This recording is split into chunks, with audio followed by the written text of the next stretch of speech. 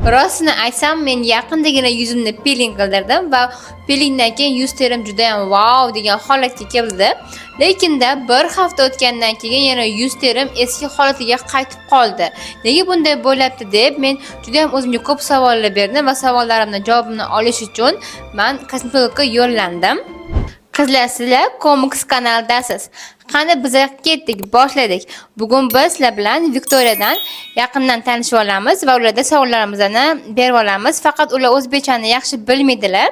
O'shaning uchun men перевод qilib turaman ularning bizning savollarimizga bergan javoblarini. Здравствуйте! Сегодня мы разберем, что такое вообще пилинг, как ухаживать за кожей после пилинга, чтобы продлить эффект, чем отличается домашний и салонный пилинг, а также я покажу вам средства, которые реально работают, поэтому смотрите видео до конца.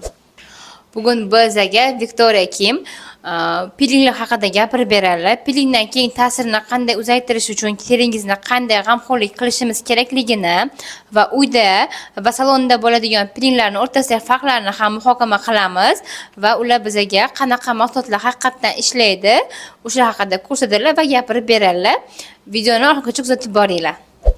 Начнем с того, что вообще такое пилинг. Представьте, что кожа – это стена, на которой со временем скапливается пыль. Пилинг – это аккуратная уборка, процедура, которая помогает коже избавиться от старых клеток. Они накапливаются на поверхности и делают кожу тусклой, неровной, уставшей. Когда мы убираем эти старые клетки, кожа начинает обновляться быстрее, поэтому после пилинга лицо выглядит более свежим, гладким и ровным. Но пилинг не лечит кожу сам по себе, он просто создает условия, чтобы она могла обновляться правильно. Peeling bu nima? Peeling bu avvalambor yuz terimizda yig'ilib borgan, devorlarimizga qolgan changlar, mikroblar, bakteriyalarni yuzimizdan tozalashdir.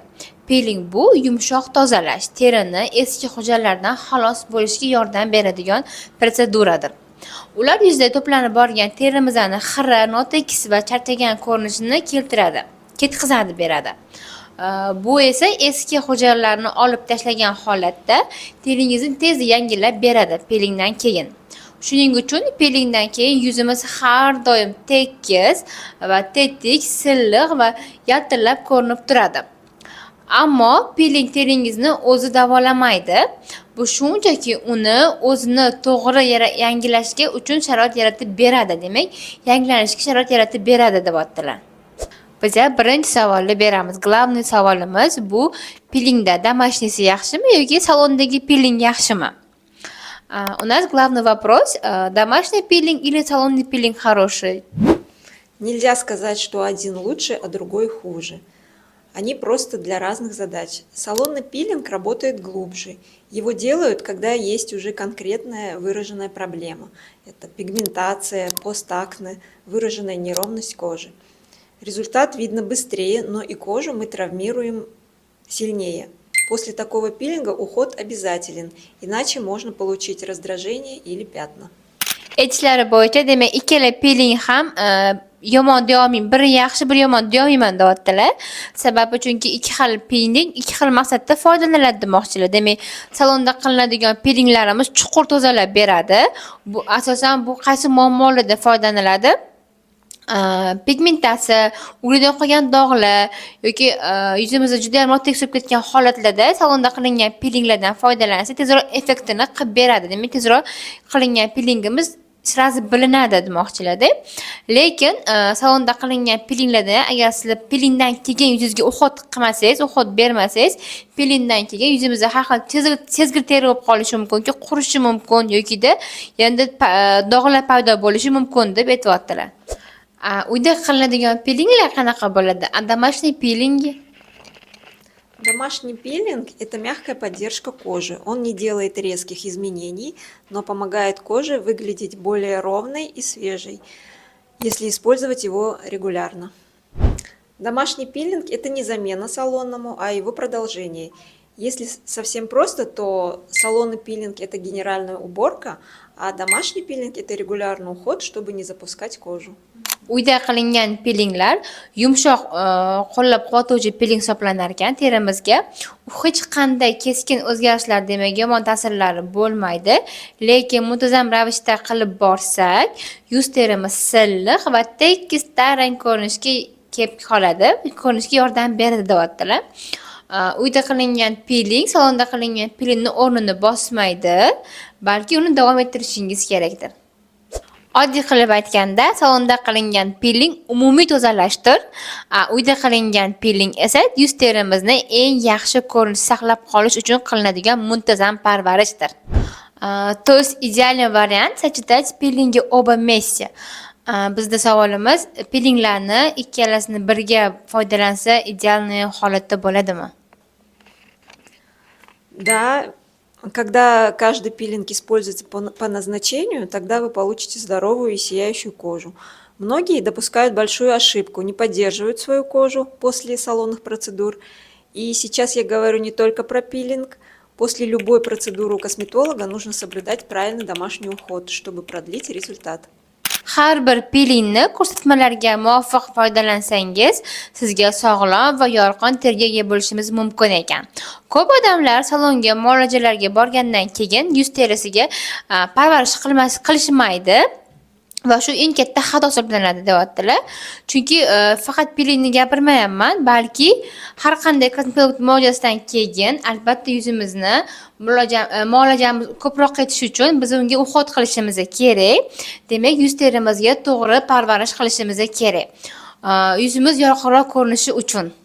Salonda qilingan pilingdan keyin uyda yuzimizni parvarish qilmasak, piling ta'siri tez ketib qoladimi? Если мы после салонного пилинга дома не будем ухаживать, эффект пилинга быстрее уйдет. Да, после пилинга кожный барьер ослаблен. Кожа теряет влагу быстрее, реагирует острее, и если ее не восстановить, она не будет красивой, она будет выживать. Albatta uyda uhod qilinmasa, yuz terimiz namlikni tez yo'qotib qo'yar ekan va keskin reaksiyaga berilib, yuz terimizni tiklanishi juda ham qiyin bo'ladi. Va chiroyli bo'lmaydi yuz terimiz, birpasda effekti ketadi. Shuning uchun effektni saqlab qolish uchun yuzimizga har doim parvarish qilib turishimiz kerak ekan. Как продлить эффект после салонного пилинга и как правильно ухаживать за кожей дома? Итак, после пилинга кожа хочет 3 вещей: чтобы ее не трогали, чтобы ее увлажняли и чтобы ее защищали. Первое – мягкое очищение без кислот и скрабов, крема с церамидами, пантенолом, центеллой и SPF каждый день, даже если на улице нет солнца. Salonda qilingan pilingni ta'sirini qanday qilib uzaytirish mumkin bo'lgan savolimga javob berdilar va qanday parvarish qilishimiz kerakligi haqida. Shunday qilib, pilingdan keyin yuz terimizga 3 ta narsani xohlar ekan. Yuz terimizni hech narsa tegmasligini, yuz terimizga namlanishini va yuzimizni himoya bo'lishini xohlar ekan va bosqichma-bosqich kislotalarsiz yoki skrablarsiz yumshoq tozalash, demak yumshoq penkada yuzimizni yuvishimiz kerak ekan. Namlantirishga kiradigan bo'lsak, keramidlar, pantenollar va centella qo'shilgan kremlardan foydalanishimiz kerak ekan. Himoyaga keladigan bo'lsak, himoya har kuni SPF dan foydalanishimiz kerak, hatto ko'chaga chiqmasak ham. Как же продлить эффект? Через 10-14 дней после салонной процедуры рекомендую вам использовать энзимные пудры 2-3 раза в неделю. Пилинг-скатку, можно любое средство для стимуляции обновления клеток, тонеры, крема или сыворотки с кислотами. Также есть специальные домашние пилинги, действуют намного мягче, чем салонный. Нужно держать на лице всего минуту и использовать пару раз в неделю. Так вы намного дольше сможете поддерживать свою кожу гладкой и сияющей, как после пилинга. Но не забывайте, главное, много увлажнения и обязательная защита от солнца. Salondagi pilingdan keyin 10-14 kundan o'tgach, ta'sirini yaxshilab ushlab qolishi uchun haftasiga 2-3 marta enzimli pudrlar, demak enzimli kukunlardan, piling gellaridan hujayrani yengillab berishi uchun, rag'batlantirish uchun esa har qanday mahsulot, demak tonerlardan yoki kremlardan foydalanish mumkin ekan, yoki-da kislotali zardoblardan, demak kislotali serumlardan foydalanishni tavsiya qilyaptilar bizga. Shuningdek, salonda pilinglardan qaraganda uncha yumshoqroq bo'lmagan maxsus uy sharoitida qilingan pillar ham bor ekan. Ularni ham yuzingizda 1 daqiqa, 2 daqiqa ushlab turishingiz mumkin. Demak, pilingli svirtkalarimiz bor. Tarkibida AHA bahasini foizi katta bo'lgan svirtkalarni misol keltiryaptilar. ularni haftasiga 1-2 marta ishlatishingiz ham mumkin ekan. Shu tarzda bizlarning yuz terimiz pilingdan keyin ham u holat keyingi holatda ham uzoq doim yetkazib berar ekan va yuzimiz silliq, tarang, chiroyli ko'rinar ekan har doim. Va albatta qo'shimcha qildilar, yuzimizni har doim namlantirishimiz kerak. Demak, namlantiruvchi kremlardan foydalanishimiz kerak va albatta yuzimizni quyoshdan himoya qilishimiz kerakini yana ta'kidlab o'tdilar. Теперь, как и обещала, про средства, которые я рекомендую. Это оранжевая и голубая линейка от Round Lab, которая прекрасно восстанавливает кожу и укрепляет защитный барьер. В линейке есть и очищающие, и увлажняющие средства. А именно для восстановления барьера это бренды Real Barrier и Atopal. Эти бренды направлены именно на работу с барьером и дерматологически протестированы. Также я знаю, что в Корее косметологи часто рекомендуют и любят бренд Aestura. Теперь про домашний пилинг. Skin 1004 Zombie Peeling. Энзимная пудра. SPF, думаю, знают все с березовым соком от Round Lab, а еще легкий и питательный, такой коричневый от Skin 1004. На этом у нас все. Пишите вопросы в комментарии, я обязательно отвечу. Kosmetologimiz va'da qilgandek tavsiyalarni aytib o'tdilar. Demak, Round Lab brendidan Doktor lineykasi va oranjli lineykasini maslahat beryaptilar. Demak, soyabon paton lineykasini ular yuz terimizni tiklashga va himoya to'sig'ini mustahkamlash uchun juda ham ajoyib lineyka. Shundan tashqari, ularni tozalovchi va namlovchi vositalari ham bor. Ular o'z ichiga oladi. Undan keyin to'siqni tiklash uchun juda ham yaxshi mahsulot, yaxshi brend Real Barrier va Atopal kabi bo'lgan brendlarni maslahat beryaptilar.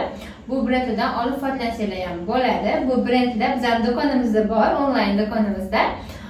Undan keyin Koreyadagi barcha kosmetologlar maslahati bu Amsterdam brendini tavsiya qilishar ekan, juda ham zo'r brend. Uy sharoitida qilinadigan pilinglar haqida gapirdilar, shuni tushuntirib beraman. Demak, uy sharoitida Skin Madagascar 1004 brendidan Zombie pilingi juda ham zo'r piling. Undan keyin By Vision brendidan to'g'riman. Undan enzimli powderi, buni haftaga 3 marta foydalansak bo'ladi. O'zim foydalanaman.